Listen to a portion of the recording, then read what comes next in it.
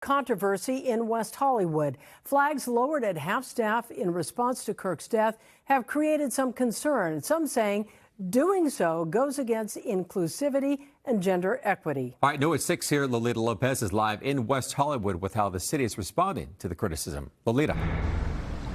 Yeah, Michael and Colleen, lowering the flags holds huge significance in our country. We do it for Memorial Day to honor our war veterans, and on 9/11 to honor the victims of that day and first responders who worked tirelessly through that day. Well, the flags here we want to show you are now back at full staff, but were at half staff for days. The city says they followed their policy after getting the presidential national directive. But in light of the order being used to recognize Kirk, the city is now looking to make some possible changes.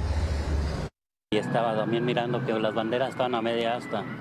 Letzma tells us he was sitting on this bench on Sunday like he usually does before work and noticed the flags at half staff, including the trans flag. President Trump ordered a nationwide lowering of flags on public buildings and grounds through sunset on Sunday after the killing of political activist Charlie Kirk on September 10th. Octavio says he understands and respects that action following Kirk's violent death, but it shouldn't be for one person, he says, adding the same deference has not applied following other high-profile passings.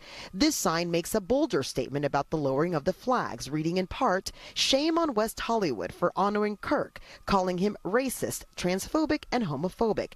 It was placed where the trans and Promise Pride flags stand.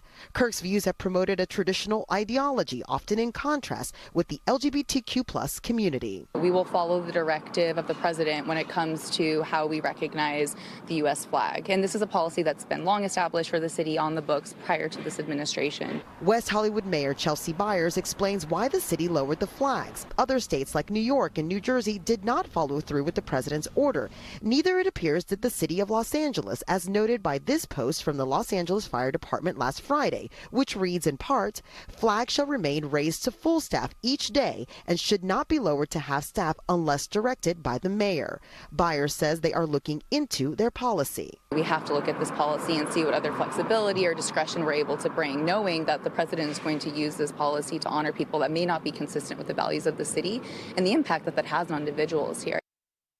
She says in many ways it's about keeping the democratic process and having the public have some input. So in the next weeks and months, they may look at putting something on their city council agenda, voting on it with community input, and then finding a new resolution in, again, the future. Here in WeHo, Lolita Lopez, NBC4 News.